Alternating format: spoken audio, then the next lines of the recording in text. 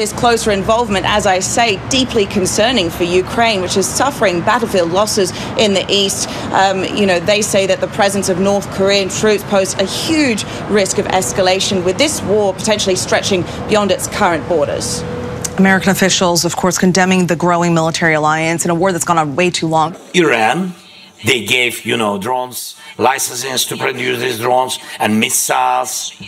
Yes, but not people, not officially. Yes?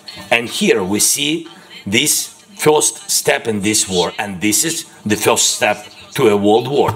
South Korea is demanding the immediate withdrawal of North Korean troops in Russia, summoning the Russian ambassador in Seoul in protest. It's also warned of a response to any acts that could threaten its core interests.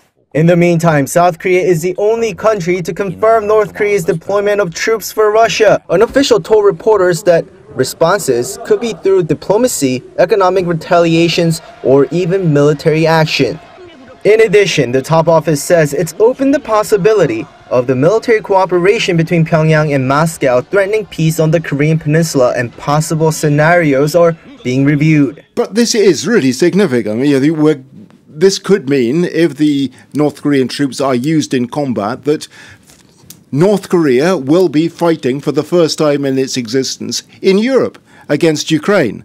Volodymyr Zelensky says this could be the first step towards world war. And then there's North Korea as well. North Korean soldiers have reportedly been filmed receiving Russian uniforms and equipment at a training ground at the Kremlin's Far East region over the weekend, Gordon. Ukraine's military intelligence chief has warned that 11,000 North Korean troops stationed in Russia are ready to fight. By November 1st, he says 2,600 North Korean soldiers will also be deployed to Russia's Kursk region, where Ukraine holds a significant amount of territory. So, Gordon, it looks like North Korea is rallying to the call of Russia as well. Yes, and this shows that the bonds among those hostile powers are tightening. Now, those 10 or 12,000 regular North Korean troops, North Korea's regular army isn't very good.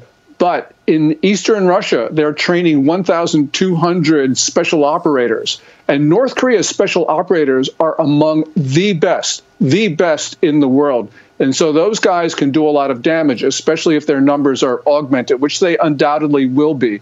In here, what we're seeing, and ultimately, is that China, Russia, North Korea, Iran see Ukraine as the future of the world. If they win there, they will win the world. If they lose there, we have a chance of reestablishing order in the very troubling, turbulent world right now.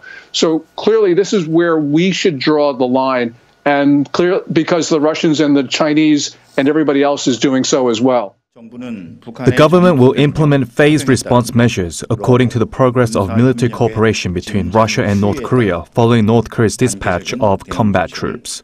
In this process, we will closely coordinate with our allies and friendly nations to ensure that strong and effective measures are taken against the Russia-North Korea military cooperation.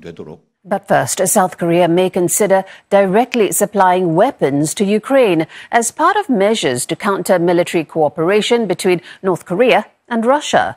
Seoul has accused Pyongyang of sending troops to fight for Moscow and is also considering sending personnel to Ukraine to monitor the North's troops.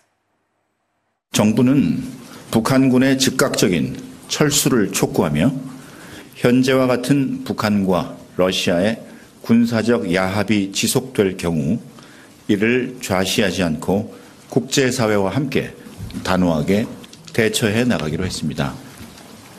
정부는 북한의 전투병력 파병에 따른 러북 군사협력의 진전 추이에 따라 단계적인 대응 조치를 실행해 나갈 것입니다.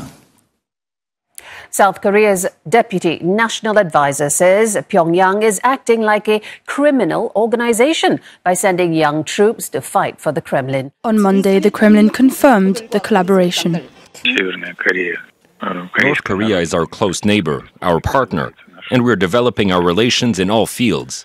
It's our sovereign rights. We will further develop this cooperation. These latest developments are of significant concern for South Korea as the military alliance could become a serious threat to peace in the region. In exchange for his troops, Kim Jong-un hopes to receive Russia's latest military technology, be it satellites or submarines. Last Thursday, Ukrainian President Volodymyr Zelensky said that North Korean involvement in the war would significantly increase the threat level in the region. Its National Intelligence Service released satellite images that it says shows the activities of Russian ships transporting North Korean soldiers.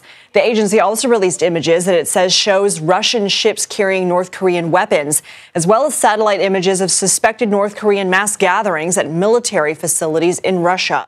David Lammy and the UK Foreign Office have been referencing those reports. We've been hearing David Lammy describe it as a stark reminder of the interconnectedness of conflict, is how he's been putting this as he visits South Korea. He says, David Lammy, North Korea is supporting Russia and prolonging conflict on Europe's borders. He also talks, David Lammy, about what he describes as their illegal weapons of mass destruction program, which he says threatens national security. Volodymyr Zelensky, Ukraine's military intelligence service, and they're all saying that somewhere in the region of 10 to 12,000 North Korean troops are already in Russia, in the far east of Russia, Khabarovsk, Vladivostok, Ussurisk, Blagoveshchensk, all towns on the border with China. In the case of Vladivostok, also very near to the border with North Korea. So they're there, they're being trained, apparently. According to the National Intelligence Service of South Korea, they're being issued with Russian uniforms and IDs, false IDs, from parts of Russia's far east, from Yakutia and Buryatia, where the people are quite Asiatic looking, so I suppose they may just be surmising that they could get away as being Buryats or Yakuts. And that's what's causing so much concern, not only in this region, but also, of course, in Ukraine, where they're seeing some defeats in the battlefield, especially in eastern Ukraine. And of course, this being a war that's gone on for so long, Britt, the United States has weighed in on this potential threat. What more do we know about that? Yeah, so we know that White House spokesperson John Kirby, he said that they are looking into those reports. We also heard from a UN representative of the United States, and basically he was sounding the alarm too of this dangerous development. He was basically saying that if true, it marks a dangerous and highly concerning development. 중단할 것을 강력히 경고합니다. 우리 군은 국민 안전을 지키기 위한 필요한 조치들을 강구해 갈 것입니다. The Russian embassy in South Korea has released a statement saying that cooperation with the North is not directed against the South's security interests. Talking about what the Foreign Office is calling the first UK and South Korea foreign and defence ministerial 2+2 dialogue. That's described by the UK as a set-piece consultation, which will further, it says, enhance cooperation on regional peace and security issues.